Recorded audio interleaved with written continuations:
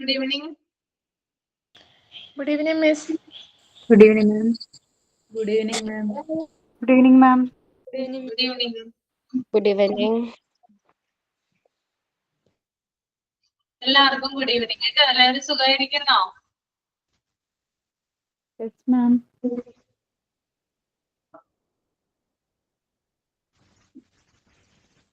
മഴ പെയ്യുന്നുണ്ടോ?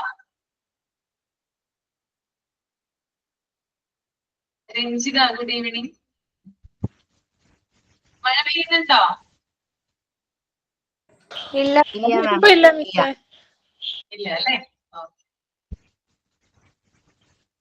ഓക്കെ, അപ്പൊ നമുക്ക് സ്റ്റാർട്ട് ചെയ്യാം അല്ലേ? ആരാ പ്രെയർ ആരാ?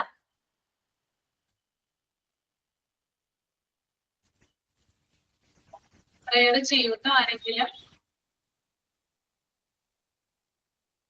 Good evening, ma'am.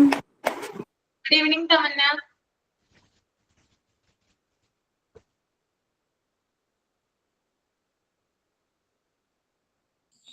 Prayer ചൊല്ലട്ടെ ma'am. ആ ചെയ്തോ. ഈശ്വര കൈകൂപ്പി നിൽപ്പൂ ഞാൻ ഈറനണിഞ്ഞ മിഴികളോടെ കാരുണ്യമെന്നിൽ ചൊരിയേണേ ഭൂവിനു കാരണമായുള്ള തമ്പുരാനെ അച്ഛനും അമ്മയും എന്തു പറഞ്ഞാലും അക്ഷരം തെറ്റാതനുസരിച്ചും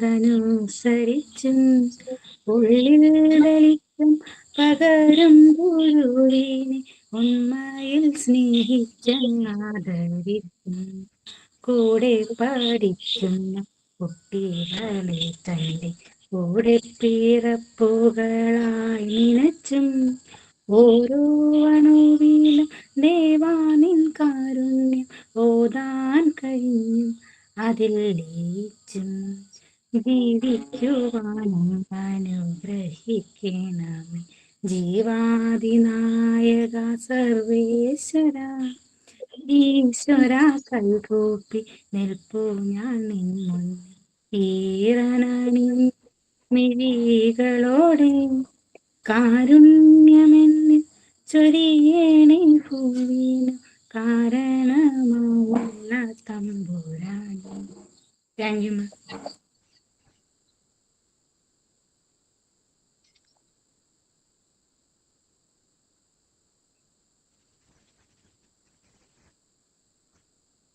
ഓക്കെ, അപ്പൊ നമുക്ക് നമ്മുടെ ചാപ്റ്ററിലോട്ട് പോകാം.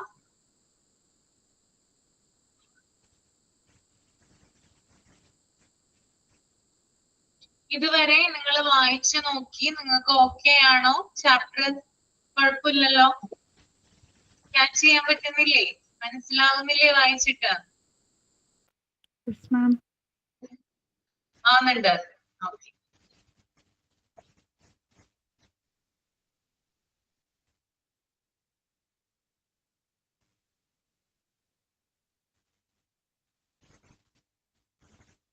നമ്മളിനി ടീച്ചറാണ് എടുക്കേണ്ടത് അല്ലെ? ടീച്ചറിനെ കുറിച്ചിട്ടാണ് അടുത്തത് പറയുന്നത്. അപ്പൊ ആദ്യം നിങ്ങളൊന്ന് മൈൻഡിൽ റീഡ് ചെയ്യുക കേട്ടോ.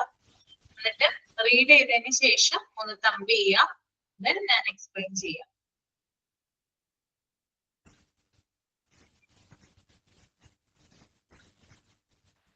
മിസ്സേ, സൗണ്ട് കുറവാണോ എല്ലാവർക്കും? സൗണ്ട് കുറവാണോ? ആ, അല്ല അല്ല. എന്താണോ എനിക്ക് കേൾക്കണില്ല. റേഞ്ച് ഇഷ്യൂ ആയിരിക്കും കേട്ടോ. റേഞ്ച് ഉണ്ട്, വളരെ പതിയെയാണ് കേൾക്കണത്. ഇപ്പൊ കേൾക്കുന്നുണ്ടോ? മിസ്സേ കേൾക്കുന്നുണ്ട്, പക്ഷെ ഞാൻ ശ്രദ്ധിച്ചാലേ കേൾക്കണുള്ളൂ. ശബ്ദം പണ്ടത്തെ പോലെ വോയിസ് ഇങ്ങോട്ട് വരുന്നില്ല. അതെ, അത് സ്പീക്കർ മോഡിലല്ല, ഫോണിലാണോ കിടക്കുന്നതെന്ന് നോക്കാൻ പാടില്ലായിരുന്നോ? മുകളില് മീറ്റിങ്ങിന്റെ മുകളില് ഒരു സ്പീക്കറിന്റെ സൈൻ ആണെങ്കിലാണ് നമുക്ക് കുറച്ചും കൂടി വോയിസിൽ കേൾക്കാൻ പറ്റുള്ളൂ. ഫോണിലാ കിടക്കുന്നതെങ്കിൽ ഇത്തിരി വോയിസ് കുറവായിരിക്കും. ഇല്ലടാ, സ്പീക്കറാണ്, ഞാൻ നോക്കി. ആണോ? എന്നാ അറിയില്ല, റേഞ്ചിന്റെ ഇഷ്യൂ തന്നെയായിരിക്കും.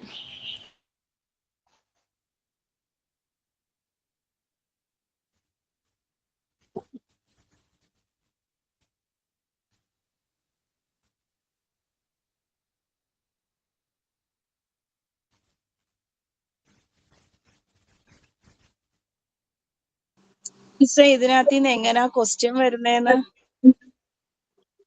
MCQ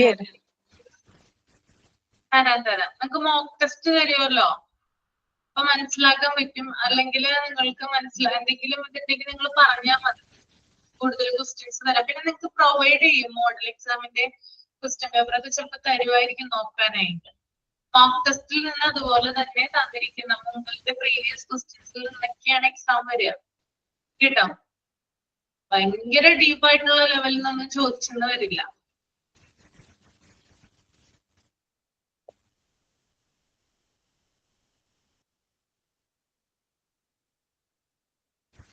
ഓക്കെ, കഴിഞ്ഞു. ഓക്കെ, അപ്പൊ ടീച്ചറെ കുറിച്ച് ഇവിടെ പ്രധാനപ്പെട്ടത് പറയുന്നത് എന്താണ്? പ്രധാനമായിട്ടും ടീച്ചർ എന്ന് പറയുന്നത് എന്താണ്? ഒരു ക്യാരക്ടർ ഫോർമേഷൻ, അതുപോലെ തന്നെ ഡിസിപ്ലിനെ സഹായിക്കുന്ന ഒരു വ്യക്തിയാണ് അല്ലെ. അതായത് കുട്ടികള് നല്ല രീതിയിൽ അവര് എന്താ പറയാ ഡിസിപ്ലിൻ ആയിട്ട് വളരാനും, അതുപോലെ തന്നെ എന്താ പറയാ നല്ലൊരു എന്താ പറയാ അവരുടെ ഒരു ക്യാരക്ടർ ഫോർമേഷനും കൂടി നല്ല രീതിയിൽ ഹെൽപ്പ് ചെയ്യുന്ന ഒരു വ്യക്തിയാണ് ടീച്ചർ എന്ന് പറയുന്നത്. പിന്നെ അതുപോലെ തന്നെ ടീച്ചർക്ക് ചില ക്വാളിറ്റീസ് ഉണ്ടായിരിക്കണം. ടീച്ചറ് നല്ല പേഷ്യൻസ് ഉള്ള ഗുഡ് ഈവനിങ് ജോലിക്ക് വർഗീസ് പേഷ്യൻസ് ഉള്ള ആളായിരിക്കണം, ക്ഷമയുള്ള ആളായിരിക്കണം, സിമ്പതി ഉണ്ടായിരിക്കണം, പിന്നെ ലവ്, ജസ്റ്റിസ്, ഇംപാർഷ്യാലിറ്റി, ഇതൊക്കെ ടീച്ചേഴ്സിന്റെ ക്വാളിറ്റിയിൽ വരുന്നതാണ്. അപ്പൊ അതൊന്ന് ജസ്റ്റ് അവിടെ ഒന്ന് അണ്ടർലൈൻ ചെയ്യാം കേട്ടോ. അപ്പൊ ചിലപ്പോ എക്സാമിന് ചോദിക്കാം what are the qualities of A good teacher എന്ന് ചോദിച്ചു കഴിഞ്ഞാല് അതിനകത്ത് പേഷ്യൻസ് ഉണ്ടാവാം, സിമ്പതി ഉണ്ടാവാം, ലവ് ഉണ്ടാവാം, ജസ്റ്റിസ് ഉണ്ടാവാം.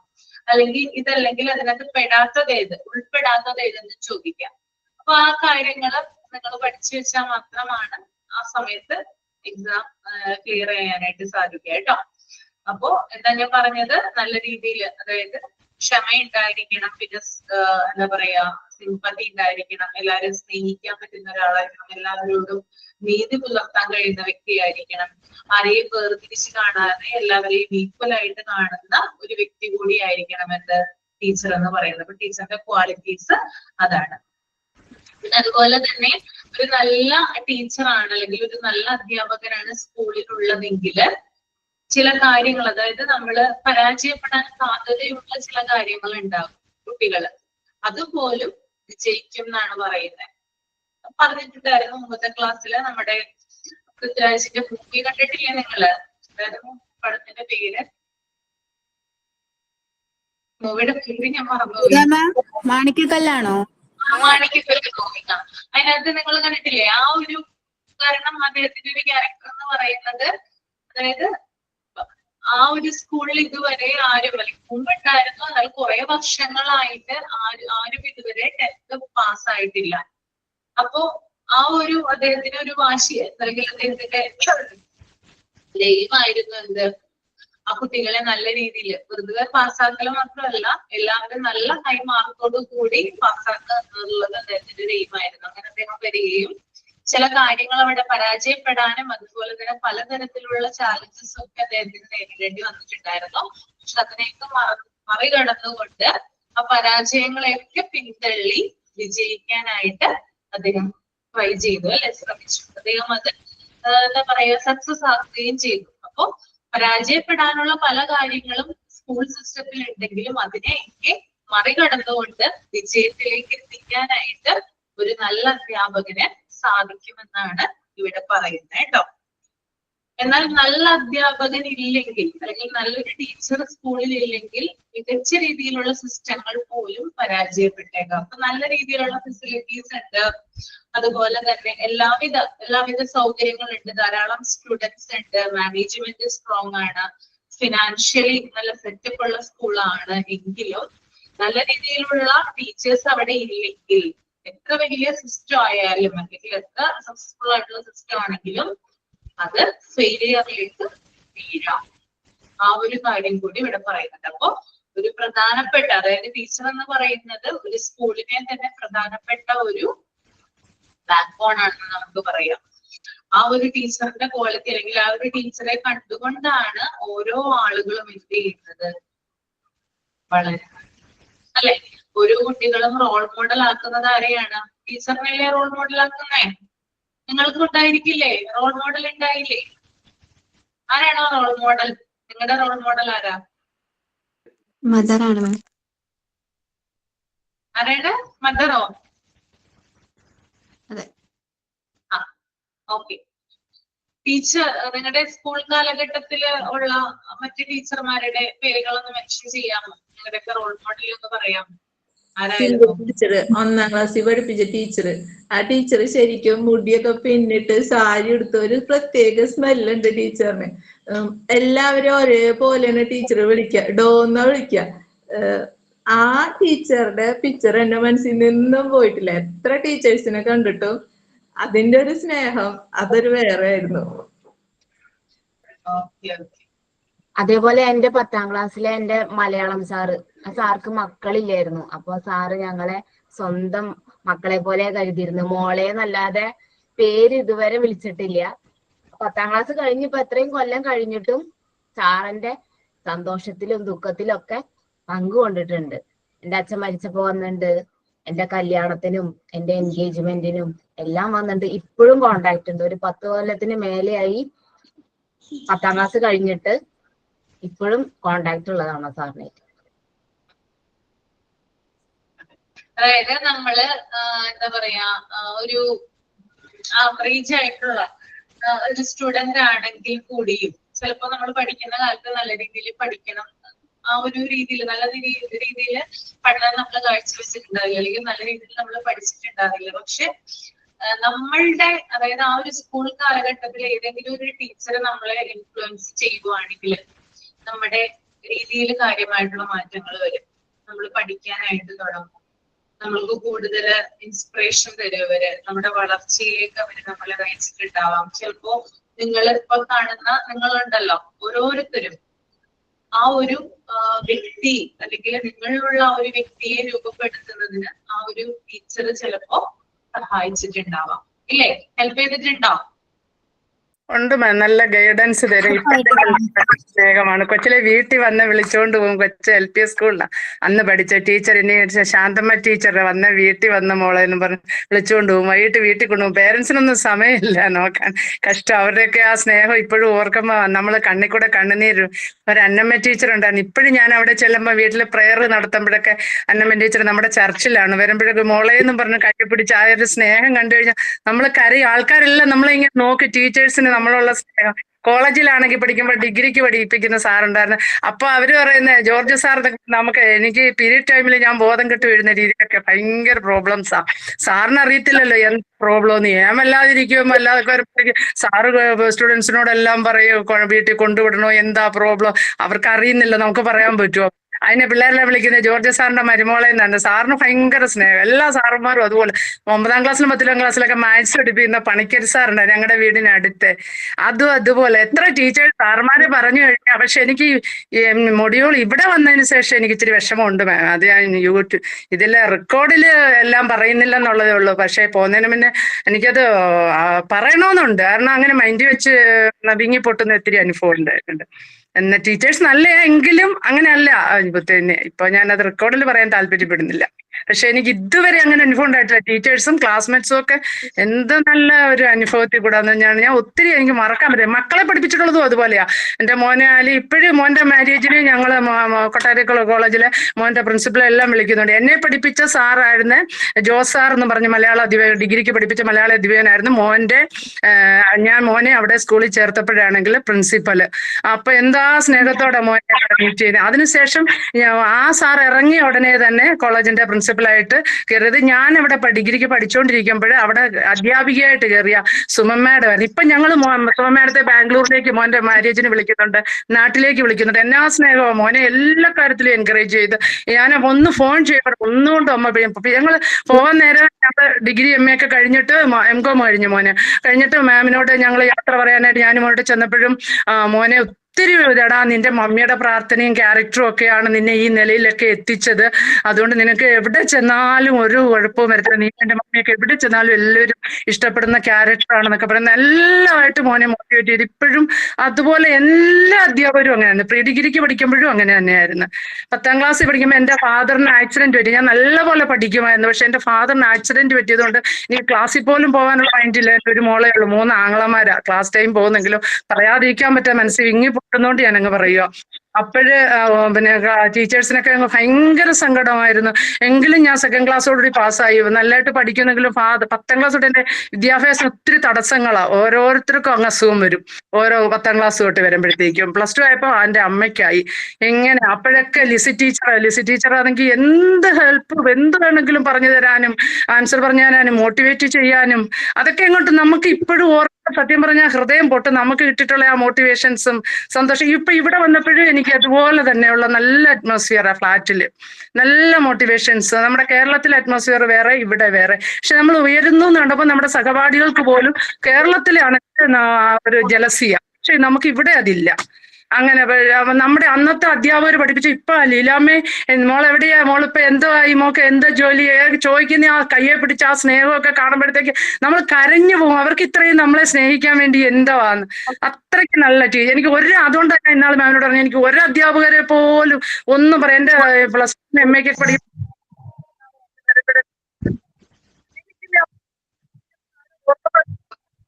ജോലി കേൾക്കുന്നില്ല, മുറിഞ്ഞു പോവാണ്. ഓക്കെ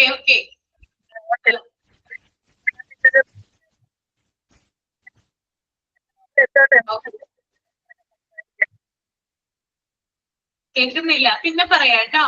ജോലി റേഞ്ച് ഇഷ്യൂ ആണെന്ന് തോന്നുന്നു.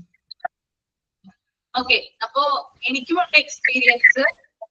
എന്നെ ഞാനാക്കിയ 2 ടീച്ചർമാരുണ്ട്. ഒന്ന് ഇന്ദിര ടീച്ചർ, ഒന്ന് ജൂലി ടീച്ചർ. രണ്ടുപേരെയും കുറിച്ച് ഞാൻ PG ക്ലാസ്സിൽ ലാസ്റ്റ് പറയാം കേട്ടോ. PG അവസാനിക്കുന്ന ദിവസം എക്സ്പീരിയൻസ് പറഞ്ഞുതരാം. ഇപ്പൊ നമ്മൾ പറഞ്ഞു കഴിഞ്ഞാല് ഇത് തീരില്ല, നമ്മുടെ ക്ലാസ് പോകും. അപ്പൊ അത് പറ്റില്ലല്ലോ, പിന്നെ പറഞ്ഞുതരാം. ഓക്കെ, അപ്പോ അടുത്തത് നോക്കാം നമുക്ക്. Teaching methods. ജോലി പിന്നെ പറയാം കേട്ടോ, പിന്നീട് പറയാം. Teaching methods. അപ്പൊ ടീച്ചർ അതെ, അങ്ങോട്ട് എനിക്ക് മാരേജിന്റെ കാര്യം കൊണ്ട് ടെൻഷനാണ്. ഇതങ്ങോട്ട് പറയാൻ പറ്റാതെ മനസ്സിലിരുന്ന് അതുകൊണ്ട് ഭയങ്കര ഒരു ഇത്. അതുകൊണ്ട് ഞാനങ്ങ് പറഞ്ഞു. അതുകൊണ്ട് പറഞ്ഞ ജോലി ഒന്ന് മ്യൂട്ട് ചെയ്യൂ കേട്ടോ. ഓക്കെ, എനിക്ക് മനസ്സിലായി. നമ്മൾക്ക് എല്ലാവർക്കും നിങ്ങളുടേതായിട്ടുള്ള ഓരോ കാര്യങ്ങളുണ്ട്. വിശദമായിട്ട് നമുക്ക് പിന്നീട് പറയാം കേട്ടോ. ഓക്കെ, എല്ലാവർക്കും എന്നോട് തീരെ സ്വന്തം തോന്നരുത്. നമ്മുടെ ക്ലാസ് അല്ലെങ്കിൽ സമയം നഷ്ടപ്പെട്ടുകൊണ്ടിരിക്കും, അതുകൊണ്ടാണ് കേട്ടോ. ഓക്കെ, അപ്പോ ടീച്ചറുടെ ക്വാളിറ്റി എക്സാമ്പിൾ അങ്ങനെയുള്ള കാര്യങ്ങളൊക്കെ നിങ്ങൾക്ക് എല്ലാവർക്കും റോൾ മോഡൽ ഉണ്ടെന്ന് നിങ്ങൾ പറഞ്ഞു. ഇനി അടുത്തതാണ് ടീച്ചിങ് മെത്തേഡ്സ് എന്ന് പറയുന്നത് കേട്ടോ. ടീച്ചിങ് മെത്തേഡ്സ് ഒരാളൊന്ന് റീഡ് ചെയ്തേ. തമന്ന ഒന്ന് റീഡ് ചെയ്തേ മോളെ, teaching methods. Okay, ma'am. Teaching methods. If suitable methods of teaching are employed, the chances of people's getting in discipline or going astray will be few and far between. Classroom methods should be directed towards producing well-adjusted and self-disciplined individuals and towards the building up of a high morale.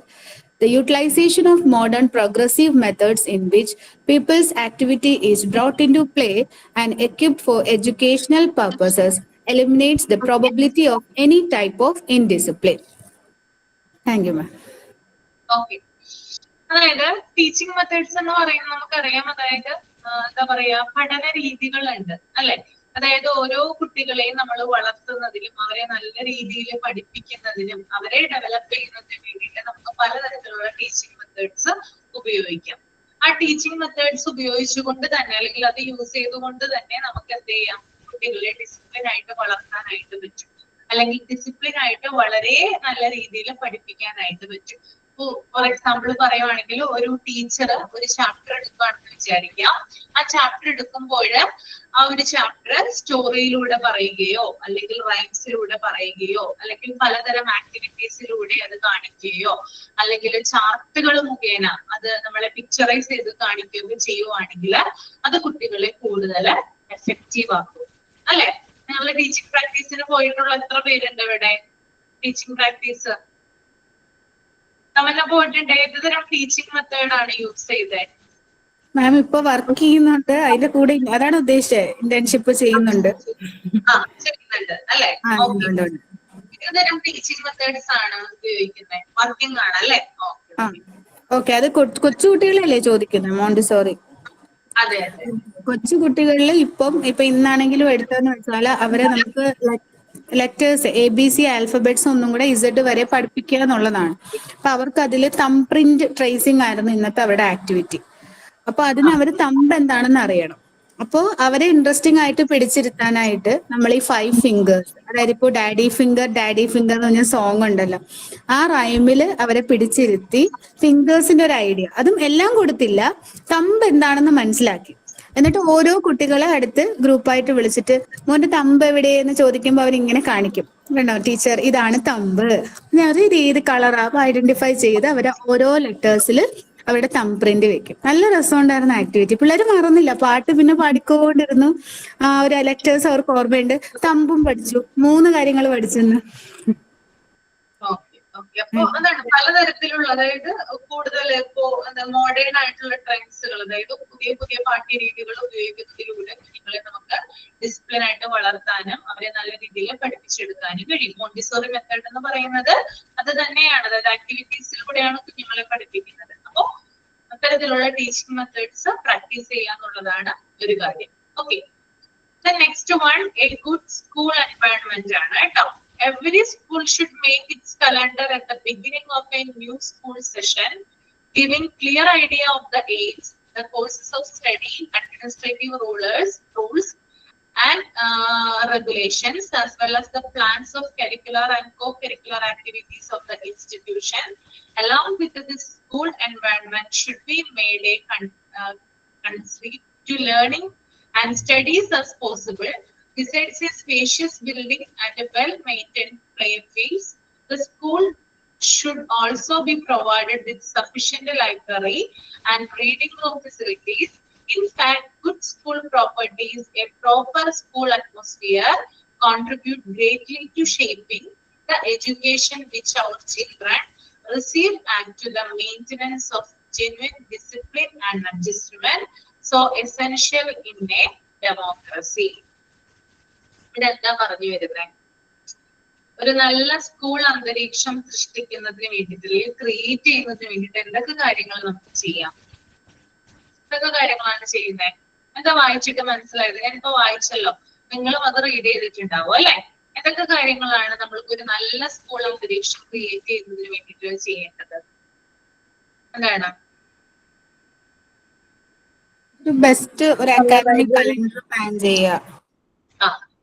Okay, അതായത് ആദ്യം തന്നെ എന്ത് ചെയ്യണം? എല്ലാ സ്കൂളും ഒരു calendar, അതായത് school സെഷന്റെ ബിഗിനിങ്ങിൽ തന്നെ ഒരു കലണ്ടർ പ്രിപ്പയർ ചെയ്യാന്നുള്ളതാണ് ആദ്യം ചെയ്യേണ്ട കാര്യം കേട്ടോ. ചിലപ്പോ എക്സാമിന് ചോദിക്കാം, ഏത് സമയത്താണ് സ്കൂൾ കലണ്ടർ പ്രിപ്പയർ ചെയ്യുന്നത്? ഏത് സമയത്താണ് പ്രിപ്പയർ ചെയ്യാം?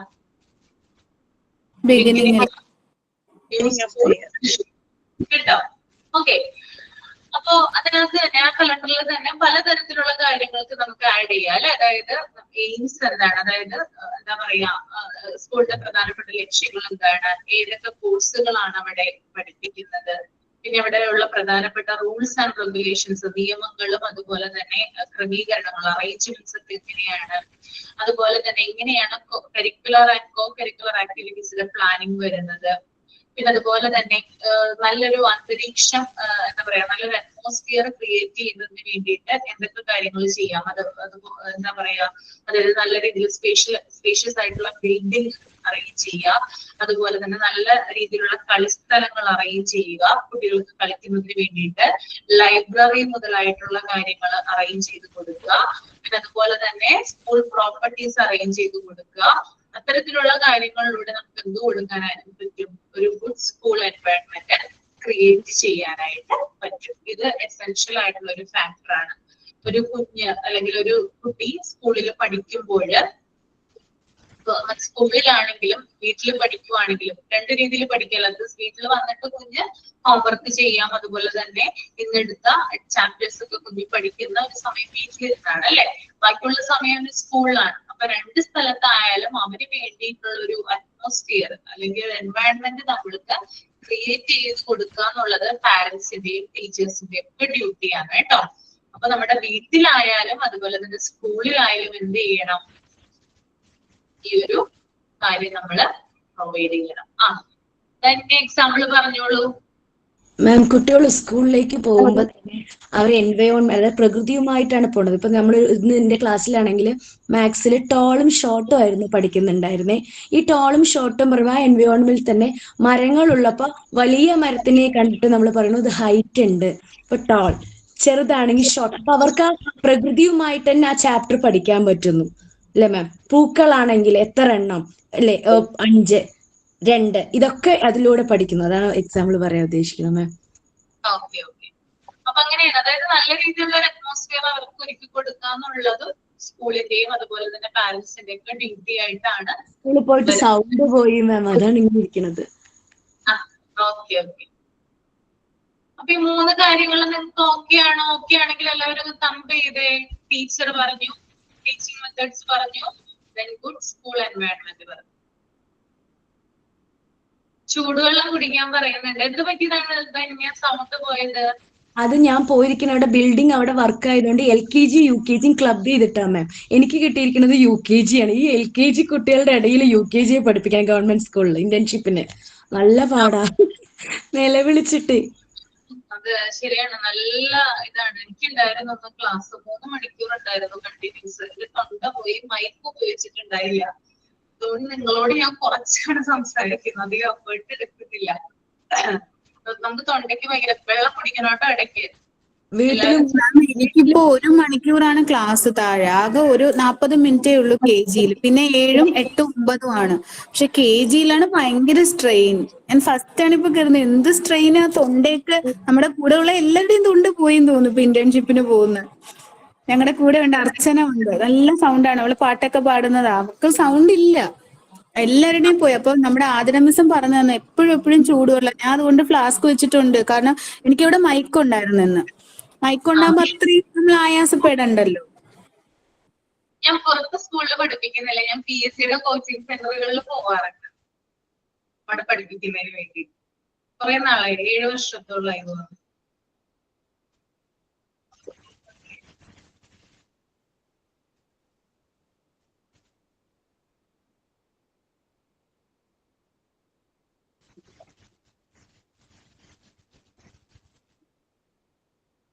PSC കിട്ടിയിട്ടുണ്ടാവുന്നോ? PSC നിസ്സാരത്തിനൊക്കെയാണ് PSC പോകുന്നത്. ഈ ലിസ്റ്റിൽ എക്സാം എഴുതും, പക്ഷെ സിമ്പിൾ മാർക്കിന് പുറത്താണ്. ഞാന് പോലീസ് ടെസ്റ്റ് എഴുതിയിട്ട് ഒരു പ്രാവശ്യം മെയിൻ ലിസ്റ്റിലൊന്നും വന്നില്ല, എന്റെ താഴെ വന്നിട്ടുണ്ടായിരുന്നു. അതായത് നമ്മള് എനിക്ക് പക്ഷെ പഠിപ്പിക്കാനാണ് കൂടുതൽ ഇഷ്ടം. പഠിക്കാൻ ഇഷ്ടമാണ്, പഠിപ്പിക്കാൻ കൂടുതൽ ഇഷ്ടമാണ്.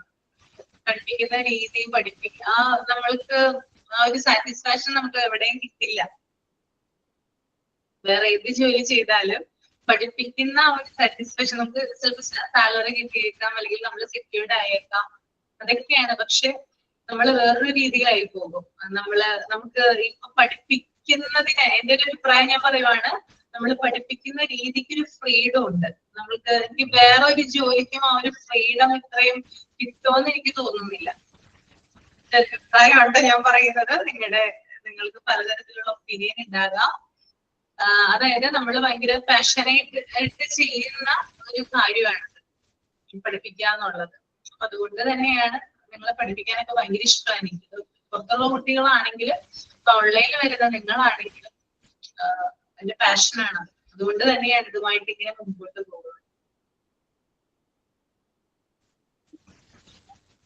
ഞാൻ എടുക്കുന്നത് ജോഗ്രഫിയാണ് എടുക്കുന്നത്. ജോഗ്രഫിയാണ് ഏരിയ. ഓക്കെ, ഭയങ്കരമായ ആളാല്ലേ, ഭയങ്കര തലയാലേ. ഭയങ്കര തലയൊന്നുമില്ല. അതായത് അതിന്റെ പ്രത്യേകത എന്ന് പറഞ്ഞാൽ നമുക്ക് വരച്ച് കാണിച്ച് പഠിപ്പിക്കുക എന്നുള്ളതാണ് ജോഗ്രഫിയുടെ ഒരു സ്പെഷ്യാലിറ്റി. ധാരാളം കാര്യങ്ങൾ നമുക്ക് പിക്ചറൈസ് ചെയ്ത് പഠിപ്പിക്കാൻ പറ്റും. ആ ഒരു രീതിയിൽ അങ്ങനെ ഇഷ്ടപ്പെടുന്നതെന്ന് മാത്രം. ഞങ്ങള് ഭൂഖണ്ഡങ്ങളൊക്കെ പഠിപ്പിച്ച് ഭയങ്കര കോമഡിയായിരുന്നു. അതെയോ? ഓക്കെ ഓക്കെ, അപ്പൊ നമുക്ക് നമ്മുടെ ഇതിലേക്ക് വരാം, ചാപ്റ്ററിലേക്ക് വരാം കേട്ടോ. നെക്സ്റ്റ് വൺ, co-curricular activities കേട്ടോ. co-curricular activities തസ്നി എന്ന് വായിച്ചേ. Tasni, Sports, crown, NCC, social service and community activities of the types, development in pupils a sense of self-control and self-confidence, which is the keystone and good discipline. Such activities gives our pupils practical lessons in servitude of their will, social cooperation, respect for authority and leadership. Training can pave the right way of instruction them in the fundamental of true discipline. In addition to the moral value, co-curricular activities also appeal to the tastes and temperament of our pupils and help them in releasing the excessive energies on the playground in the clubs instead of the classrooms. എന്താ മോളെ? Okay okay okay, ഞാൻ പറയാം കേട്ടോ. Thank you Tasni. അതായത് co-curricular activities എന്ന് പറഞ്ഞാൽ നിങ്ങൾക്ക് അറിയാം, അതായത് sports, scouting, NCC, social service scheme, അങ്ങനെയുള്ള കാര്യങ്ങളിൽ കുട്ടികളെ പങ്കെടുപ്പിക്കുക. ഇത്തരത്തിലുള്ള കാര്യങ്ങളിൽ കുട്ടികളെ പങ്കെടുപ്പിച്ചു കഴിഞ്ഞാൽ അവരുടെ സെൽഫ് കോൺഫിഡൻസ് ഇംപ്രൂവ് ആവുകയും അതുപോലെ തന്നെ ഒരു ഗുഡ് ഡിസിപ്ലിൻ ആവുകയും ചെയ്യും. നിങ്ങൾക്കറിയാലോ, നിങ്ങളൊക്കെ കുഴപ്പമില്ല കേട്ടോ തസ്നി, നിങ്ങളൊക്കെ ചെറുപ്പത്തിൽ അതായത് സ്കൂളിൽ പഠിക്കുന്ന സമയത്ത് NCCയിലും NSSലൊക്കെ ഉണ്ടായിരുന്നോ? ആരൊക്കെ ഉണ്ടായിരുന്നു? NCC കേഡറ്റ് ആയിട്ടുള്ളവർ ആരൊക്കെ ഉണ്ടായിരുന്നു? ഞാൻ NCC കേഡറ്റായിരുന്നു, ഡിഗ്രിക്ക് പഠിക്കുന്നു. ഡിഗ്രി എന്ത് മാറ്റമാണ് കൊണ്ടുവന്നത് NCC കേഡറ്റ് ആയപ്പോ? ഭയങ്കര കോൺഫിഡന്റ് ആകാൻ പറ്റും. ഒരു സ്റ്റേജിൽ കയറിയിട്ട് സംസാരിക്കാനുള്ള ധൈര്യം, ഒരാളെ എങ്ങനെ അഭിമുഖീകരിക്കണം, അങ്ങനെയുള്ള കുറെ മാറ്റങ്ങൾ വന്നിട്ടുണ്ടായിരുന്നു. പിന്നെ ഒരു NCC കേഡറ്റ് എന്ന് പറയുമ്പോൾ നമുക്ക് തന്നെ ഒരു പ്രൗഡായിരുന്നു. ഈ നമ്മളെ NSSനെ അപേക്ഷിച്ചിട്ട് NCCക്കാർക്ക് വേറെ തന്നെ സ്വയം ഒരു പ്രൗഡ് ഉണ്ടാവും. നമ്മൾ NCC ആണ് എന്ന് പറയുമ്പോൾ ആ യൂണിഫോം ഒക്കെ കൂടി ഇട്ടില്ലെങ്കിൽ പിന്നെ തീർന്ന്. അതെ, ഞാൻ കരിക്കുലർ ആക്ടിവിറ്റീസ് പഠിപ്പിച്ചുകൊണ്ടിരുന്ന ആളാണ്. തൈക്കോണ്ടോ എന്ന് പറയും, സ്പോർട്സിന്റെ കരാട്ടെ ഐറ്റംസിൽ പഠിപ്പിച്ചുകൊണ്ടിരുന്ന ആളാണ്. പിന്നെ നമ്മുടെ സ്കൂളിലെ തൈക്കോണ്ടോയുടെ പാർട്ടിസിപ്പന്റ് ആയിട്ട് ദേശീയ തലത്തിൽ നാഷണൽ ലെവലിലൊക്കെ വന്നിട്ട് കളിച്ചിട്ടുള്ള ആളാണ്. അപ്പൊ എനിക്ക് കൂടുതൽ താല്പര്യം പോലീസ് ആ ഒരു മേഖലയിലേക്കൊക്കെ ആയിരുന്നു. PhD ചെയ്താന്നൊക്കെ പറഞ്ഞു, അങ്ങനെയാണ് PhDയിലേക്കൊക്കെ പോകാൻ കാര്യം. അതിപ്പോ അതിന്റെ നമ്മുടെ ഗ്രേസ് മാർക്കും കാര്യങ്ങളൊക്കെ ഉള്ളത് കൊണ്ട് കിട്ടാൻ ചാൻസ് ഉണ്ടാവുമായിരിക്കും എന്ന് വിചാരിക്കും. എന്നാ പിന്നെ അതിൽ പോയെങ്കിലേ ഉറക്കത്തുള്ളൂ. നമ്മുടെ താല്പര്യമുള്ളതിൽ പോയെങ്കിലേ സ്ഥിരപ്പെടത്തുള്ളൂ. ഞാൻ അവിടെ സ്കൂളിലെ കരിക്കുലർ ആക്ടിവിറ്റീസിന്റെ ക്ലാസ് എടുത്തുകൊണ്ടിരുന്ന ആളാണ്. ഇതിന്റെ 1 മണിക്കൂർ നമ്മൾ കരിക്കുലർ ആക്ടിവിറ്റീസിന്റെ ക്ലാസ് എടുത്തുകൊണ്ടിരുന്നിട്ടുണ്ടായിരുന്നു സ്കൂളിലെല്ലാം. ഓക്കെ, അപ്പൊ ഇത്തരത്തിലുള്ള co-curricular activities, അതായത് സ്പോർട്സ് ആവട്ടെ, സ്കൗട്ട് ആവട്ടെ, NCC ആയിക്കോട്ടെ, NSS ആയിക്കോട്ടെ, ഇത്തരത്തിലുള്ള കാര്യങ്ങളിൽ കുട്ടികളെ നമ്മൾ ഏർപ്പെടുത്തുമ്പോൾ അവരുടെ സെൽഫ് കോൺഫിഡൻസ് ഇംപ്രൂവ് ആവുകയും അതുപോലെ തന്നെ അവര് വെൽ ഡിസിപ്ലിൻ ആവുകയും ചെയ്യും. അതായത് നല്ല രീതിയിൽ ഡിസിപ്ലിൻ അവര് പഠിച്ചെടുക്കാനായിട്ട് ശ്രമിക്കുന്നു. അതുപോലെ തന്നെ അവർക്ക് മോറൽ വാല്യൂസ് കൂടുന്നു. പിന്നെ അവരുടെ ഒരു എന്താ പറയാ, കുട്ടികള് ക്ലാസ്സിന് പുറത്തോട്ട് എന്ത് ചെയ്യാണ്, കൂടുതൽ നേരം എൻകറേജ് ചെയ്യാണ് അല്ലെ. NSS ആണെങ്കിലും NCC ആണെങ്കിലും ഒക്കെ എന്താണ്, എൻവയോൺമെന്റുമായിട്ട് കൂടുതൽ റിലേറ്റ് ആയിട്ട്, അതായത് NSSലുള്ളവരാണെങ്കിൽ കൂടുതൽ എന്താ പറയാ ക്ലീനിങ്ങും മറ്റൊക്കെ കാര്യങ്ങളൊക്കെ ചെയ്യും. പിന്നെ NCC ആണെങ്കിൽ കൂടുതൽ എന്താ പറയാ കുറെ എക്സസൈസും കാര്യങ്ങളൊക്കെ ഉണ്ടാവും. അപ്പോ ഇത് കുട്ടികളെ അവരുടെ കലോറീസ് ബേൺ ചെയ്യാനും കൂടി സഹായിക്കും എന്ന് പറയുന്നുണ്ട്. അവരുടെ എനർജി ഒരു പ്ലേ ഗ്രൗണ്ടില് കൂടി പ്രസന്റ് ചെയ്യാനായിട്ട് ഹെൽപ്പ് ചെയ്യുന്നും കൂടി പറയുന്നുണ്ട് കേട്ടോ.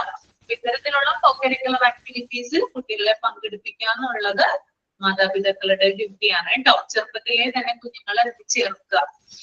ചെറുപ്പത്തിലേ തന്നെ ചേർത്ത് കഴിഞ്ഞാൽ അതിനോട് ഭയങ്കരമായിട്ട് ഇഷ്ടം ഉണ്ടാവും കുഞ്ഞുങ്ങൾക്ക്. അപ്പൊ വലുതാകുമ്പോഴാണ്, കുറച്ചും കൂടി ഒന്ന് വലുതാകുമ്പോഴൊക്കെയാണ് മടി ഉണ്ടാവുക. ചില കുഞ്ഞുങ്ങള് ചേരില്ല, ഭയങ്കര മടി പിടിച്ചിരിക്കുകയോ എന്നെ കൊണ്ട് ഇത് ചെയ്യാൻ പറ്റുമോ, അയ്യോ എന്നെ കൊണ്ട് പറ്റില്ലല്ലോ, ഞാൻ അത് ശരിയാവോ ചെയ്താല്, അങ്ങനെയുള്ള പേടികളും കാര്യങ്ങളൊക്കെ ഉണ്ടാവും. അപ്പൊ ചെറുപ്പത്തിലേ തന്നെ എന്ത് ചെയ്യാം, ഇങ്ങനെയുള്ള ആക്ടിവിറ്റീസിലൊക്കെ പങ്കെടുപ്പിക്കാനായിട്ട് ശ്രമിക്കാം. അതുപോലെ ഈ ക്യാമ്പുകളിൽ പോയാല് നമുക്ക് ഏത് ഫുഡും കഴിക്കാൻ പറ്റുന്നുള്ള ഒരു അവസ്ഥയിലേക്ക് നമ്മൾ മാറും.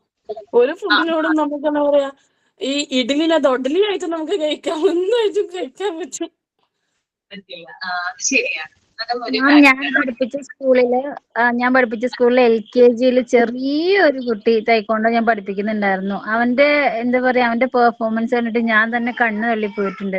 അവരുടെ അച്ഛനും അമ്മയും പറഞ്ഞു അവർക്ക് അതിനുള്ള സ്റ്റാമിന ഇല്ല, തൈക്കോണ്ടോ ഒന്നും പഠിക്കാനുള്ള ആളില്ല, ചെറിയ ആളാണെന്നൊക്കെ പറഞ്ഞിട്ട് അവൻ സ്റ്റേറ്റില് മെഡൽ വന്നിട്ടുണ്ട്. അവനെയും കൊണ്ട് ഞാൻ പോയി ചാമ്പ്യൻഷിപ്പിന് പോയപ്പോ അവന് സ്റ്റേറ്റില് മെഡൽ വന്നിട്ടുണ്ട്. അവന്റെ പെർഫോമൻസ് കണ്ടിട്ട് ഞാൻ തന്നെ അന്തം വിട്ടു പോയിട്ടുണ്ട്. ഇപ്പൊ ആള് എപ്പോഴും ഇടയ്ക്കൊക്കെ വിളിക്കാറൊക്കെ ഉണ്ട്. ഇപ്പൊ 5ൽ 6ലൊക്കെ പഠിക്കണം, എന്നാലും ആൾ ആ ഒരു ഫീൽഡ് വിട്ടിട്ടില്ല. നല്ല ഒരു ലെവലിലേക്ക് എത്തി എന്ന് പറയുന്നുണ്ട് ആള്. ഇപ്പൊ അവർ നാഷണലൊക്കെ പോയി പാർട്ടിസിപ്പേറ്റ് ഒക്കെ ചെയ്യുന്നുണ്ട്. നാഷണൽ മെഡൽ വന്നിട്ടില്ല, പാർട്ടിസിപ്പേഷൻ ഒക്കെ ചെയ്യുന്നുണ്ട് എന്ന് പറഞ്ഞിട്ടുണ്ട്.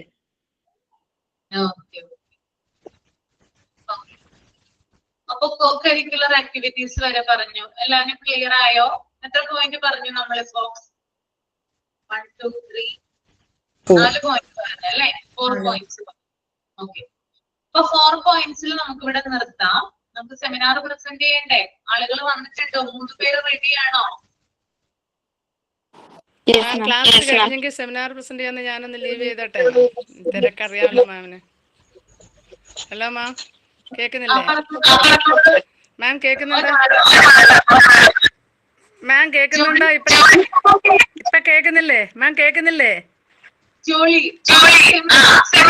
മാം, ഞാൻ സെമിനാർ എടുക്കാനല്ല, സെമിനാർ ആണെങ്കിൽ ഞാൻ ഒന്ന് ലീവ് ചെയ്തോട്ടെ എന്ന് ചോദിച്ചതാ. എന്റെ അർജന്റ് മാം. Okay okay.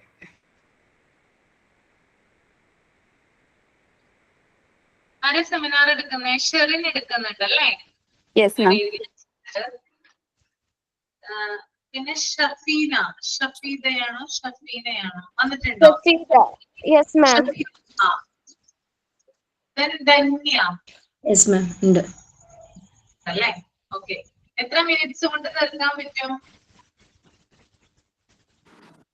ഒരു 7 മിനിറ്റ്സിനുള്ളിൽ തീർക്കാൻ ശ്രമിക്കാം. ഓക്കെ, 3 പേരും ഓക്കെ അല്ലേ? 7 മിനിറ്റ്സിനുള്ളിൽ തീർക്കാൻ പറ്റുമോ? നോക്കാം നമുക്ക് കേട്ടോ. 1 മിനിറ്റ് കൂടിയാലേ കുഴപ്പമില്ല. നിങ്ങളെ ഞാൻ കമ്പൽ ചെയ്യുന്നില്ല, കമ്പൽ ചെയ്യുന്നത് തീരെ ശരിയല്ല. നിങ്ങളുടെ ഒരു ക്രിയേറ്റിവിറ്റിയാണ് നിങ്ങളോട് പ്രസന്റ് ചെയ്യുന്നത്. അപ്പൊ ഞാൻ അത് തടസ്സം നിൽക്കാൻ പാടില്ലല്ലോ, ശരിയല്ലേ? ആണോ? ശരിയാണോ പറഞ്ഞത്? ഓക്കെ, നമ്മുടെ ഇത് നീങ്ങാത്തത് കൊണ്ടാണ് കേട്ടോ. നമ്മളല്ലെങ്കിൽ ലാസ്റ്റ് കുറെ സ്പീഡിൽ എടുക്കേണ്ടി വരും. അതുകൊണ്ടാണ് ഞാൻ ഈ സമയപരിമിതി നിങ്ങളെ അറിയിച്ചത്. ഓക്കെ, അപ്പൊ നമുക്ക് സ്റ്റാർട്ട് ചെയ്യാം അല്ലെ? അപ്പൊ നമ്മളിപ്പോ കോ കരിക്കുലർ ആക്ടിവിറ്റീസ് വരെയാണ് പറഞ്ഞു നിർത്തിയത്. ഇനി സെമിനാർ നമുക്ക് തീരുമെന്ന് നോക്കാം. തീർന്നില്ലെങ്കിൽ അടുത്ത സെമിനാർ ടോപ്പിക് ആയിട്ട് ഞാൻ ബാക്കിയുള്ളത് തരാം. അങ്ങനെ മതിയോ? ഓക്കെ, അപ്പൊ ഷെറിൻ റെഡി ആയിക്കോളൂ കേട്ടോ. Yes ma'am. മാം, എന്റെ പേര് ഷെറിൻ MH എന്നാണ് കേട്ടോ. ഞാൻ ഇൻസ്റ്റിറ്റ്യൂട്ടിൽ കൊടുത്തിരിക്കുന്നത് ഷെറിൻ MH. ഷെറിൻ MH അല്ലേ? അതെ. MT ഏത് ബാച്ചാ? MT8.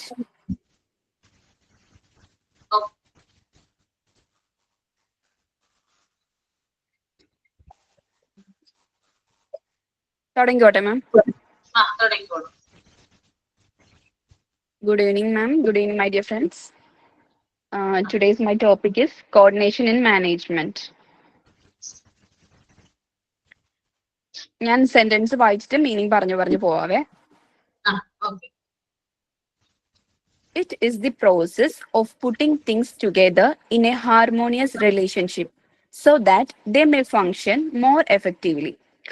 അതായത് കാര്യങ്ങൾ കൂടുതൽ ഫലപ്രദമായി പ്രവർത്തിക്കുന്നതിന് അവയെ യോജിപ്പുള്ള ഒരു ബന്ധത്തിൽ ഒരുമിച്ച് കൊണ്ടുവരുന്ന ഒരു പ്രക്രിയ, ഒരു സിസ്റ്റത്തെയാണ് കോർഡിനേഷൻ, ഏകോപനം എന്ന് പറയുന്നത്. അതായത് നമ്മളിപ്പോ ഒരു ഡ്രാമ പ്രാക്ടീസ് ചെയ്യുവാണെങ്കിൽ ഒരാൾ ലേറ്റ് ആയി വന്നാൽ ആ പ്രാക്ടീസ് നല്ല രീതിയിൽ നടക്കില്ല, അല്ലേ? ഹാർമോണിയസ് റിലേഷൻഷിപ്പ് എന്ന് പറഞ്ഞാൽ യോജിപ്പുള്ള ബന്ധം. The administrator has to reckon with many physical, social and economic forces. ഇതിനായി മേലധികാരിക്ക് ഫിസിക്കൽ, ശാരീരികവും, സോഷ്യൽ, സാമൂഹികവും ആൻഡ് എക്കണോമിക് ഫോഴ്സസ്, സാമ്പത്തികവും കണക്ക് കൂട്ടേണ്ടി വരുന്നു. റെക്കൺ എന്ന് പറഞ്ഞാൽ കണക്കാക്കുക എന്നാണ്. He has to carry on a wide variety of activities. അദ്ദേഹത്തിന് വൈവിധ്യമാർന്ന പല പ്രവർത്തനങ്ങളും ചെയ്യേണ്ടതായിട്ട് വരും.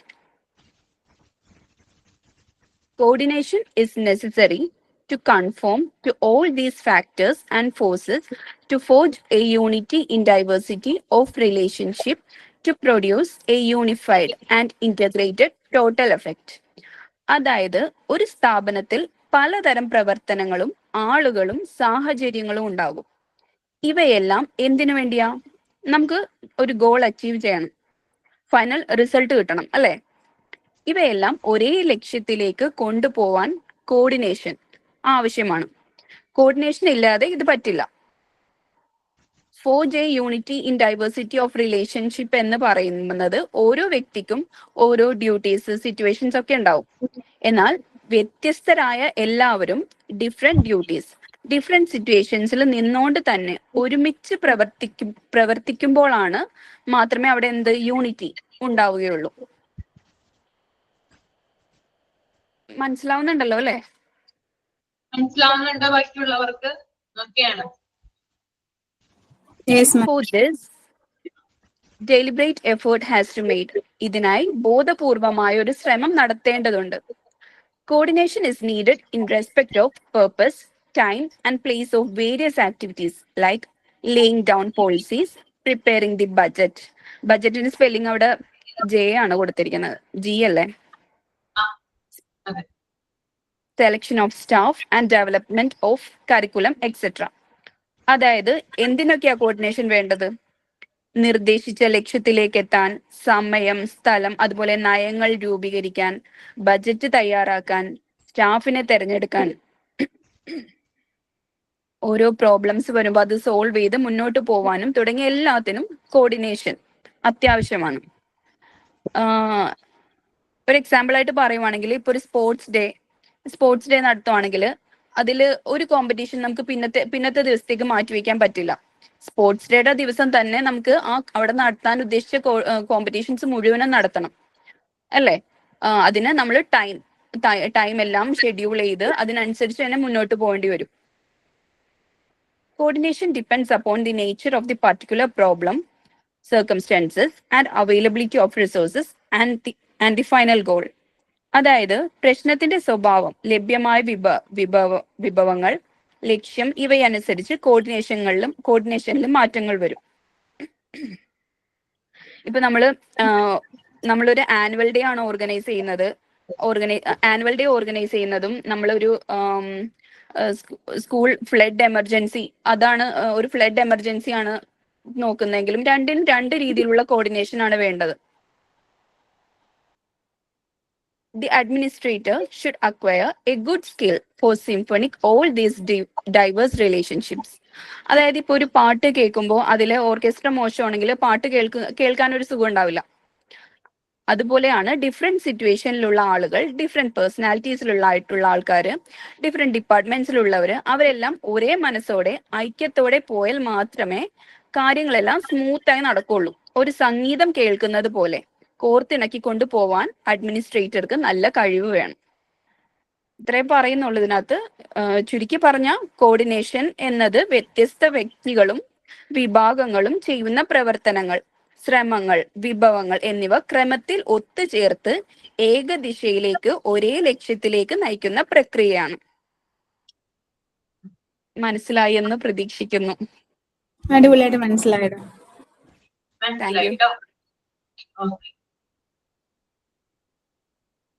Okay then. Thank you, ma'am. Thank you. Thank you Sherin. മാം എന്റെ ആദ്യത്തെ ക്ലാസ് ആയിരുന്നു കേട്ടോ മാം.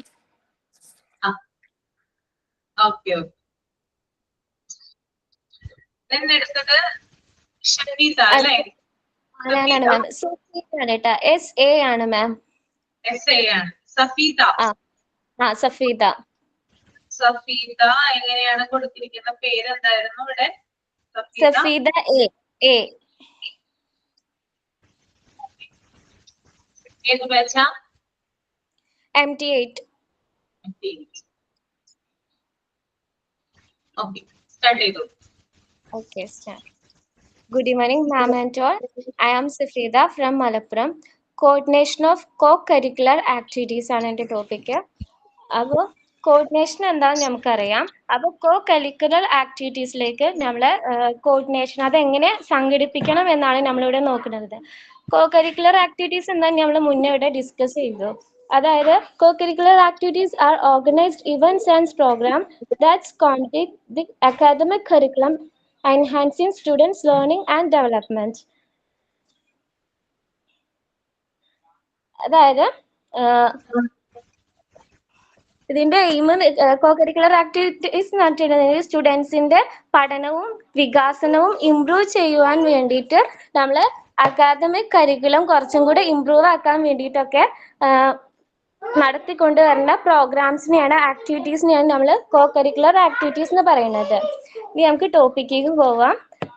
ഇത് പാരഗ്രാഫ് ആയിട്ട് വായിച്ച് പറയുമ്പോൾ കുറച്ച് ലെങ്തി ആണ്. അപ്പൊ ഞാൻ ഇങ്ങനെ മീനിങ് വൈസ് ഇങ്ങനെ പറഞ്ഞു പോവാം. ഡൗട്ട് ഉണ്ടെങ്കിൽ ലാസ്റ്റ് ക്ലിയർ ചെയ്യാം കേട്ടോ. Let's start.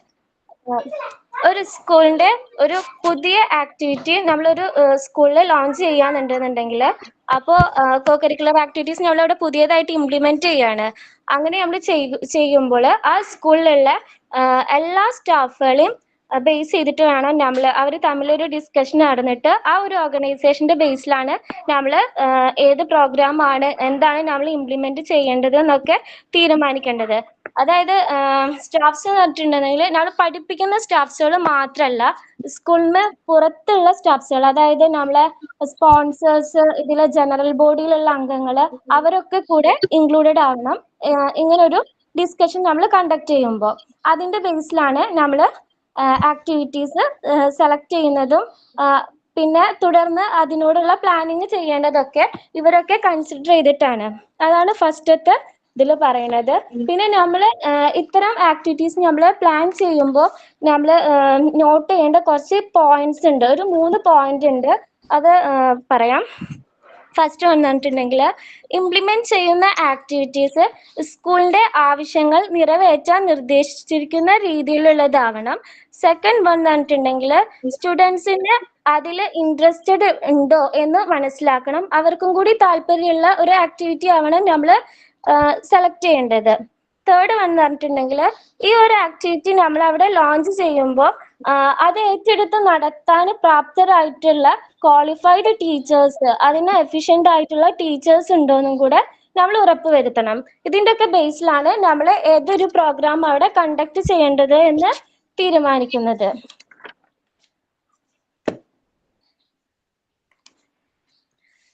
പിന്നെ കുട്ടികളുടെയും സ്കൂളിന്റെയും ആവശ്യാനുസരണം താല്പര്യത്തിനനുസരിച്ചിട്ടാണ് നമ്മൾ ഒരു പ്രോഗ്രാം സെലക്ട് ചെയ്യേണ്ടത്.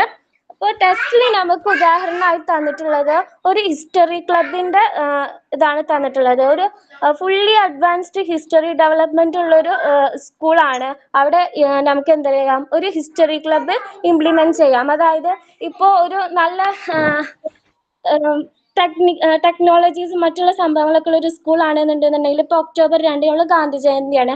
അപ്പൊ അതുമായി ബന്ധപ്പെട്ട് നമുക്ക് ഒരു ഇതിന്റെ മോഡലൊക്കെ ഉണ്ടാക്കിയിട്ട് നമ്മള് ഇതിന് യൂസ് ചെയ്തിരുന്ന സംഭവങ്ങൾ, ഓരോ സമരങ്ങൾക്ക് യൂസ് ചെയ്തിരുന്നതൊക്കെ നമുക്ക് കാണിച്ചു കൊടുക്കാൻ പറ്റുക, അങ്ങനെയൊക്കെ രീതിയിൽ നമുക്ക് ഹിസ്റ്ററി ക്ലബിന്റെ അണ്ടറിൽ നമുക്ക് അത് അങ്ങനെ ആയി കണ്ടക്ട് ചെയ്യാം. അതുപോലെ നമുക്ക് എക്സാമ്പിൾ ആയിട്ട് നമ്മളെ തന്നെ മുന്നേ സയൻസ് ക്ലബിൽ വർക്ക് ചെയ്തിരുന്ന കുട്ടികളുണ്ടാവും, അതൊക്കെ നമുക്ക് അതിന് ഉദാഹരണമായിട്ട് എടുക്കാം. പിന്നെ ഒരു വലിയ സ്കൂൾ ആണെങ്കിൽ കൂടുതൽ എക്സ്പെൻസീവ് ആയിട്ടും ടൈമും ഒക്കെ വേസ്റ്റ് ചെയ്തിട്ട് നമ്മൾ പ്രോഗ്രാംസ് ഒന്നും കണ്ടക്ട് ചെയ്യാണ്ടിരിക്കുക. പിന്നെ അതുപോലെ തന്നെ ഒരു ചെറിയ സ്കൂൾ ആണെന്നുണ്ടെന്നുണ്ടെങ്കിൽ അത് മറ്റുള്ള വലിയ സ്കൂളുകൾ കണ്ടക്ട് ചെയ്യുന്ന പ്രോഗ്രാം പോലെ തന്നെ ചെയ്യണം എന്നുള്ളൊരു കോമ്പറ്റേറ്റീവ് മൈൻഡിൽ ഒരുപാട് ടൈമും എക്സ്പെൻസീവ് ഒക്കെ ആയിട്ട് അവരോടൊപ്പം മത്സരിച്ചിട്ട് രീതിയിൽ കണ്ടക്ട് ചെയ്യാണ്ടിരിക്കാൻ ശ്രമിക്കുക. ഇതിന്റെ എയിം എന്നിട്ട് പറഞ്ഞിട്ടുണ്ടെങ്കിൽ കുട്ടികൾക്ക് മോറലായിട്ടും ധാർമ്മികവും സാമൂഹികപരവുമായിട്ടുള്ള ഒരു വാല്യൂസ് കുട്ടികളിൽ ഉണ്ടാക്കിയെടുക്കുക എന്നുള്ളതാണ്. അല്ലാണ്ട് ഒരു കോമ്പറ്റീഷൻ മൈൻഡ് അല്ല, അത് മനസ്സിലാക്കുക. പിന്നെ എന്ന് പറഞ്ഞിട്ടുണ്ടെങ്കിൽ കഴിയുന്നതും ഇത്തരം ആക്ടിവിറ്റീസ് കണ്ടക്ട് ചെയ്യുമ്പോൾ കുട്ടികളിലുള്ള മൂല്യങ്ങൾ ഡെവലപ്മെന്റ് ചെയ്യാൻ വേണ്ടിയിട്ടാണ് ആ ഒരു ഇതിൽ വേണം പ്രോഗ്രാംസ് നമ്മൾ കണ്ടക്ട് ചെയ്യേണ്ടത്, ടോപ്പിക് ഒക്കെ എടുക്കേണ്ടത്. പിന്നെ അല്ലാതെ അവർക്ക് എന്തുണ്ടാക്കാൻ വേണ്ടിയിട്ടുള്ള ഒരു എൻജോയ്മെന്റിന്റെ ബേസിൽ ഉള്ള പ്രോഗ്രാംസ് അല്ല നമ്മൾ കണ്ടക്ട് ചെയ്യേണ്ടത്. അവരുടെ രീതിയിൽ സോഷ്യൽ വാല്യൂസ് ഇംപ്രൂവ് ചെയ്യിപ്പിക്കേണ്ട രീതിയിൽ, ഡെവലപ്പ് ചെയ്യേണ്ട രീതിയിലുള്ള കാര്യങ്ങൾ വേണം നമ്മൾ സെലക്ട് ചെയ്യാൻ. അതുപോലെ തന്നെ ഒരു കുട്ടി ഒരു അക്കാദമിക് ഇയറിൽ നമ്മൾ ഈ പ്രോഗ്രാംസ് ഒക്കെ പ്ലാൻ ചെയ്യുന്നത്. അപ്പോൾ ഒരു കുട്ടിക്ക് ഇന്ന പ്രോഗ്രാമേ ചെയ്യാൻ പാടുള്ളൂ എന്നൊന്നും നമ്മൾ സ്റ്റാഫ്സുകളായിട്ട് റെസ്ട്രിക്ഷൻസ് അങ്ങനെ വെക്കരുത്. അതൊക്കെ കുട്ടികളെ ആവശ്യാനുസരണം എടുക്കാവുന്നതാണ്. പക്ഷെ എങ്കിൽ കൂടെ ഒരു കുട്ടി തന്നെ ഒരുപാട് പ്രോഗ്രാംസിൽ ആ കുട്ടി നെയിം നൽകി അത് ചെയ്യാന്നുണ്ടെന്നുണ്ടെങ്കിൽ അത് ആ കുട്ടീനെ എഫക്ട് ചെയ്യും, ആ കുട്ടിയുടെ പഠനത്തെയും ഹെൽത്തിനെയും ഒക്കെ എഫക്ട് ചെയ്യും. അതുപോലെ തന്നെ മറ്റുള്ള കുട്ടികൾക്ക് ഈ പ്രോഗ്രാംസിൽ പാർട്ടിസിപ്പേറ്റ് ചെയ്യാനുള്ള അവസരം അവിടെ നഷ്ടപ്പെടുകയും ചെയ്യും. അപ്പൊ അവിടെ നമുക്ക് അത്തരം സാഹചര്യങ്ങളിൽ ചില ലിമിറ്റേഷൻസ് ഒക്കെ വെക്കാവുന്നതാണ്. പിന്നെ അതിൽ പറയുന്നത് എന്താന്ന് വെച്ചിട്ടുണ്ടെങ്കിൽ ഓരോ സ്കൂളുകളും അവരുടെ ഇൻസ്റ്റിറ്റ്യൂഷനിലെ എഡ്യൂക്കേഷൻ ഗൈഡൻസ് പ്രോഗ്രാം ആദ്യം തന്നെ പ്ലാൻ ചെയ്യും. മിസ് നമുക്ക് നേരത്തെ ക്ലാസ് എടുക്കുമ്പോൾ പറഞ്ഞിരുന്നു. അപ്പൊ തന്നെയാണ് അവരൊരു ചാർട്ട് ഉണ്ടാക്കും. ബിഗിനിങ്ങിൽ തന്നെ പ്രോഗ്രാംസ് എന്തൊക്കെ വേണം എന്നുള്ളത് ആ ഓർഗനൈസേഷണൽ ബോഡി സംഭവം അത് ചാർട്ട് ഉണ്ടാക്കി ഉണ്ടാവും. അപ്പൊ അതിൽ എന്ത് ചെയ്യണം, കരിക്കുലർ ആക്ടിവിറ്റീസിനും കോ കരിക്കുലർ ആക്ടിവിറ്റീസിനും ഒരുപോലെ ഇമ്പോർട്ടൻസ് കൊടുത്തിട്ട് വേണം അത്തരം രീതിയിലുള്ള പ്രോഗ്രാംസ് ചാർട്ട് ചെയ്യാൻ. എന്നാലാണ് നമ്മളെ കുട്ടികളിൽ നല്ല രീതിയിലുള്ളൊരു സമഗ്രമായൊരു ഡെവലപ്മെന്റ് നമുക്ക് കുട്ടികളിൽ വാർത്തെടുക്കാൻ കഴിയുകയുള്ളൂ. പിന്നെ അത് പറയുന്നത് വെച്ചിട്ടുണ്ടെന്നുണ്ടെങ്കിൽ നമ്മൾ ഇങ്ങനെ ഒരു കോ കരിക്കുലർ ആക്ടിവിറ്റീസ് ഇംപ്ലിമെന്റ് ചെയ്യുമ്പോൾ നമ്മൾ ആ സ്റ്റാഫുകൾ എല്ലാവരും ഡെമോക്രാറ്റിക്കൽ ഓർഗനൈസേഷൻ ഫോളോ ചെയ്യേണ്ട ചില പോയിന്റ്സുകളാണ് നെക്സ്റ്റ് പറയുന്നത്. ഒരു 5 പോയിന്റ്സ് ഉണ്ട്.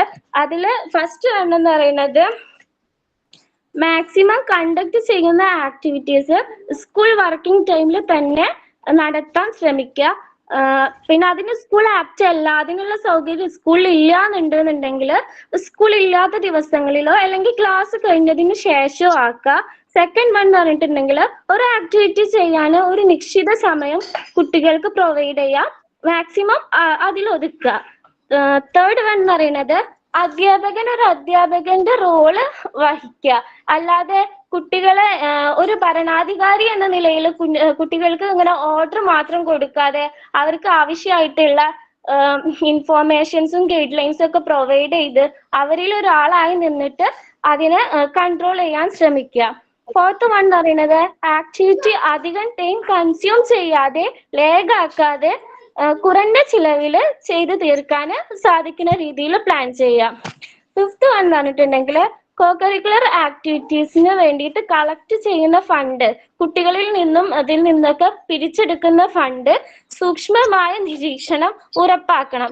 അതായത് ഈ പിരിച്ചെടുക്കുന്ന ഫണ്ടിൽ നിന്ന് മോഷണം പോകാതെയോ അത് മറ്റുള്ള രീതിയിൽ ഉപയോഗിക്കുകയൊന്നും ചെയ്യാതെ അതിൻ്റെതായ രീതിയിൽ പാഴാക്കാതെ നല്ല എഫിഷ്യന്റ് ആയിട്ട് മാക്സിമം യൂട്ടിലൈസ് ചെയ്ത് പ്രോഗ്രാം നല്ല രീതിയിൽ കണ്ടക്ട് ചെയ്യാം.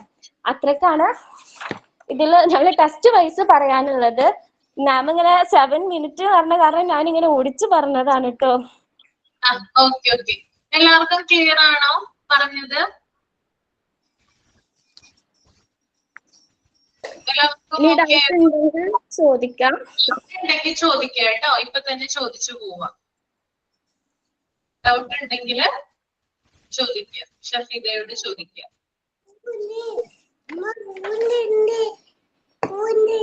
ഇപ്പൊ ചുരുക്കി പറഞ്ഞിട്ടുണ്ടെന്നുണ്ടെങ്കിൽ നമ്മളെ കോർഡിനേഷൻ എന്താന്ന് നമുക്കറിയാം, കോ കരിക്കുലർ ആക്ടിവിറ്റീസ് എന്താന്ന് അറിയാം. അപ്പൊ ഒരു സ്കൂളില് കോ കരിക്കുലർ ആക്ടിവിറ്റീസ് നടത്തിക്കൊണ്ട് വരുമ്പോ അവിടെ നമ്മള് കോർഡിനേഷൻ അപ്ലൈ ചെയ്യാണ് സംഭവം.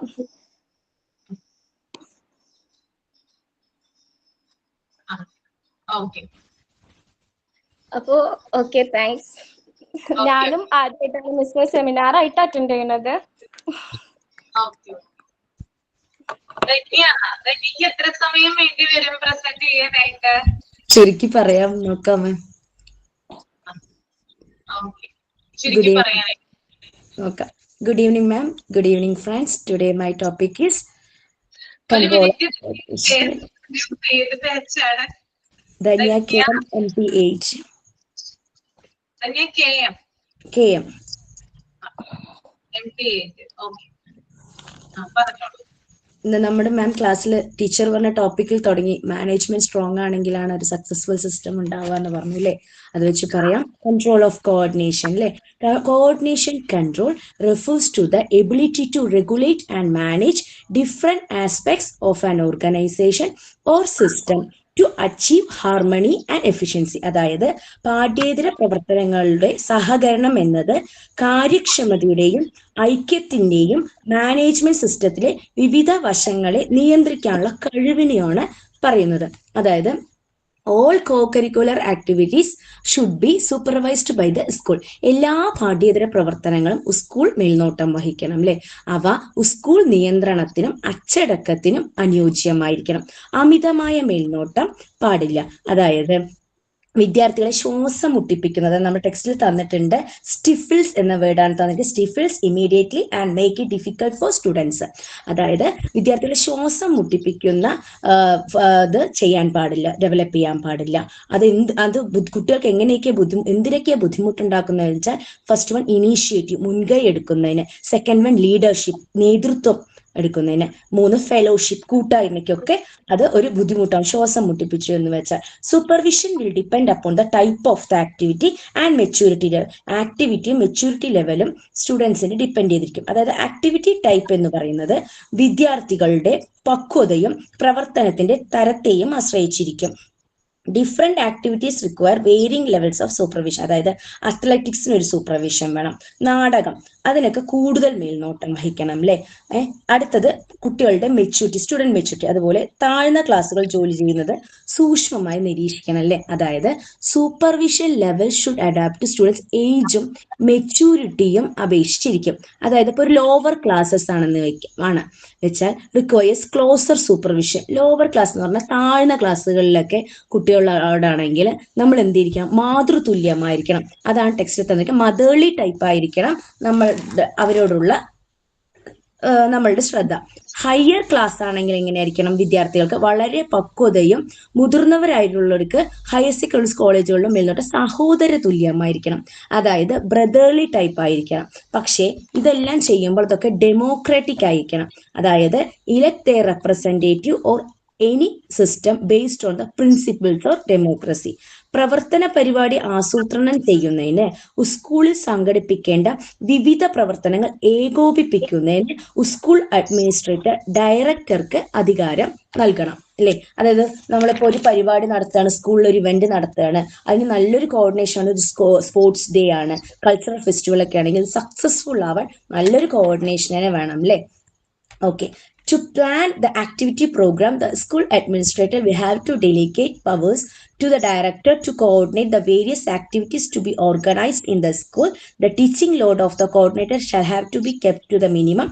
If an ambitious plan of organizing co-curricular activities, the coordinator will be required to devote adequate time to the planning and execution of various activities in the school. അതായത് കോർഡിനേറ്ററുടെ അധ്യാപന ഭാരം പരമാവധി കുറയ്ക്കണം. പാഠ്യേതര പ്രവർത്തനങ്ങൾ സംഘടിപ്പിക്കുന്നതിന് ഒരു അഭിലാഷ പദ്ധതിയായിട്ട് വേണം ചെയ്യാൻ. അതായത് എന്തൊക്കെയാണ് നോക്കാം. കോർഡിനേറ്റർ റോൾ എന്തൊക്കെയാണ്? ഡെലിഗേഷൻ വേണം, കോർഡിനേഷൻ വേണം, ടീച്ചിങ് ലോഡ് കുറയ്ക്കുക, ഡെഡിക്കേറ്റഡ് ടൈമിൽ coordinator need sufficient time for planning and executing activities. Okay. His duties will be to plan the schedule of the year. അതായത് ഒരു വർഷത്തെ പ്ലാൻ ഷെഡ്യൂൾ ചെയ്തിരിക്കണം, ആസൂത്രണം ചെയ്യണം എന്നാണ് കോർഡിനേറ്ററുടെ ചുമതല. ഇനി കോർഡിനേറ്ററുടെ റെസ്പോൺസിബിലിറ്റി എന്തൊക്കെയാണെന്ന് നോക്കാം. ആക്ടിവിറ്റി പ്ലാനിങ്, അതായത് plan and schedule year round activities. Curriculum relevance, അതായത് സ്കൂൾ പാഠ്യപദ്ധതിയുമായി ബന്ധപ്പെട്ടതും സ്കൂൾ ആവശ്യങ്ങൾ നിറവേറ്റതുമായ കാര്യങ്ങളാണ് തിരഞ്ഞെടുക്കേണ്ടത്. ഫിനാൻഷ്യൽ പ്ലാനിങ് ചെയ്യണം. Research and evaluate efficiency. Logistic അയക്കണം, അതായത് arrange transportation for students to activity location. അതായത് അവർക്ക് ആ സ്ഥലത്തേക്ക് ഇപ്പൊ കരിക്കുലർ ആക്ടിവിറ്റീസ് ആണ് പോകണമെങ്കിൽ നമുക്ക് ട്രാൻസ്പോർട്ടേഷൻ ഉണ്ടോ എന്നൊക്കെ അവർ ശ്രദ്ധിക്കേണ്ടതാണ്. പെർഫോമൻസ് ഇവാലുവേഷൻ, വിദ്യാർത്ഥികളുടെ പ്രകടനം വിലയിരുത്തണം. ഷോർട്ടായി പറഞ്ഞെന്ന് വെച്ചാൽ successful planning, execution and evaluation of school activities enhancing students learning and development. ചുരുക്കിയതാ ma'am. Thank you. നന്നായിരുന്നു കേട്ടോ, 3 പേര് നന്നായിരുന്നു കേട്ടോ. ഓക്കെ, അപ്പൊ ഞാനിപ്പോ തൽക്കാലത്തേക്ക് നെക്സ്റ്റ് വീക്കിലേക്ക് തരുന്നില്ല സെമിനാറിന്റെ ടോപ്പിക്. നമുക്ക് വായിച്ചിട്ട് ഡിസ്കസ് ചെയ്യാം കേട്ടോ. ഓക്കെ, അടുത്ത ആഴ്ച ബ്രേക്ക് കൊടുക്കാം. ഓക്കെ ഓക്കെ അല്ലേ എല്ലാവരും? വിഷമമൊന്നുമില്ലല്ലോ സെമിനാർ തരാത്തോണ്ട്? സമയമില്ലേ ഇനി ഡിവൈഡ് ചെയ്ത് തരാനായിട്ട്? അതുകൊണ്ടാണ് കേട്ടോ. മാം ഒരു ഡൗട്ട് ചോദിച്ചോട്ടെ? ഇപ്പൊ കേൾക്കുന്നോ മാം? ഒരു ഡൗട്ട് ചോദിച്ചോട്ടെ? നാളെ വേറെ ആരെങ്കിലും ചോദിച്ചാൽ അവരോട് പറയാൻ പറഞ്ഞു. മാം മുമ്പേ ചോദിച്ചാൽ ആരെങ്കിലും ടീച്ചിങ് മെത്തേഡ് ടീച്ചിങ് ചെയ്തിട്ടുണ്ടോ, ഏത് മെത്തേഡാണ് യൂസ് ചെയ്തതെന്ന്. അപ്പൊ ഞാനും ടീച്ച് ചെയ്തിട്ടുണ്ട്, പിള്ളേരെ പഠിപ്പിച്ചിട്ടുണ്ട്. ചെറിയ LKG തൊട്ട് +2 വരെയും പഠിപ്പിച്ചിട്ടുണ്ട്. പക്ഷെ ഏത് മെത്തേഡാണെന്ന് ഇപ്പൊ മാം ചോദിച്ചപ്പോഴും ഞാനും ഒരു നമ്പരൊക്കെ ഇതെന്തോ മാമിനോട് മറുപടി പറയണ്ടേ, ഏത് മെത്തേഡാന്ന് ചോദിച്ചാൽ എനിക്ക് പറയാൻ അറിയില്ല. നാളെ വേറെടുത്ത് ചെല്ലുമ്പോഴും ഇത് ഏത് മെത്തേഡാന്ന് ചോദിച്ചാൽ എന്തോ മറുപടി പറയുന്ന അറിയില്ല. അതാണ് ഞാൻ ഒന്ന് മാമിനോട് ചോദിക്കാം, അതെന്താണെന്ന് എനിക്കൊന്നും മനസ്സിലായില്ല. ഇങ്ങനെ അത് പറയണ്ടേന്ന് വെച്ചാൽ കുട്ടികളെ പഠിപ്പിക്കുന്ന രീതിയുണ്ട്, രീതിയുണ്ട്. അപ്പൊ നമ്മുടെ ഒരു ക്രിയേറ്റിവിറ്റി എങ്ങനെയാണ് ചെയ്താലാണ് നമുക്ക് പഠിപ്പിക്കാനായിട്ട് സാധിക്കുന്നത്. എങ്ങനെ മാം ക്ലിയർ ആയില്ല മാം? ക്ലിയർ ആയില്ല മാം? നെക്സ്റ്റ് വീക്ക് പറഞ്ഞുതരാം കേട്ടോ. നെക്സ്റ്റ് വീക്ക് പറഞ്ഞുതരാം. നെക്സ്റ്റ് വീക്ക് മാരേജിന് പോവാ. ആരെങ്കിലും എന്നോട് ചോദിച്ചു കഴിഞ്ഞാൽ ഈ ഒരു ആൻസർ ഇത്രയും പഠിപ്പിച്ചിട്ട് ഈ ഒരു ആൻസറിന് മറുപടി കൊടുക്കാം, ക്വസ്റ്റ്യൻ ആൻസർ കൊടുക്കാൻ ഒക്കാത്തല്ല, അതുകൊണ്ടാ ചോദിച്ചു മാം. ആക്ടിവിറ്റീസിലൂടെ കുട്ടികളെ നമുക്ക് പഠിപ്പിച്ചെടുക്കാൻ പറ്റും. എക്കോ വരുന്നുണ്ട്. ഇപ്പൊ മനസ്സിലായി. ആക്ടിവിറ്റീസ് മെത്തേഡ് ആണോ അങ്ങനെയാ ചോദിക്കുന്നല്ലേ? Okay okay okay ma'am. Thank you ma'am. Thank you ma'am. Thank you. Thank you miss. Thank you ma'am. Thank you ma'am. Thank you ma'am. Thank you ma'am. Thank you ma'am.